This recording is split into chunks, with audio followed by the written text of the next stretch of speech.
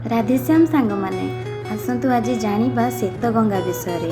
पुरी रे बालीसाही निकट में जो छोट गंगाटी अच्छी ता नाम श्वेतगंगा। श्वेतगंगा नाम से किपरि नामित है आसतु जानिबा।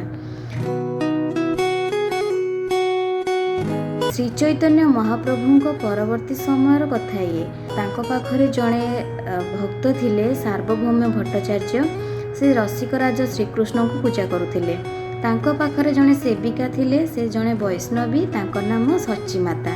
सची माता कौन करती वैष्णवी तो से जड़े से सब बेले कृष्ण पाखरे पूजा करी सब काम सारी मंदिर श्रीमंदिर को जाई बुलवा को जाती आउ से सेवा करती तुलसी माला गुंथती फूल गुंथती। तांकर दिने इच्छा है थरे जाई गंगा स्नान करने से जाई से जगमोहन रे ठिया होई जगन्नाथ को कहले हे कालिया हे जगा तू मते थरे हाँ कर दियंतुनी मु थरे जाई गंगा स्नान करी आसंती भारी इच्छा होउची गंगारे बुड़ देबा पई। हेले जगन्नाथंकर किछि उत्तर आसिला नहीं।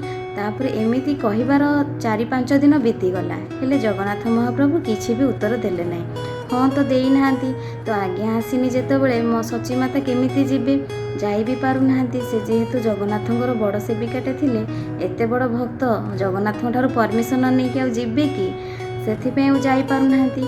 तापर कौन करिले ना तुलसी माल रे तुलसी पत्रटी आनी ता देहरे हार रे गुंथिकी चिट्ठी लिखि मन कथा सब जणाई चिट्ठी लिखि पठेइले।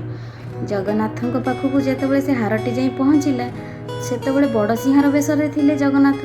सरीगला परे सखाळु जेतेबेले से माळ आसिला आज्ञा माळटी आनिले सची माता। हेले सची माता जेतेबेले से माळटी को आनी देखिले ता भितरे किछि उत्तर आसी नाही। जाई पचारिले हे जगा तू कौन मते किछि उत्तर देलु नहीं तू कौन मते छाड़िबा पई चाहनु मु कौन जीविनी गंगा स्नान पई।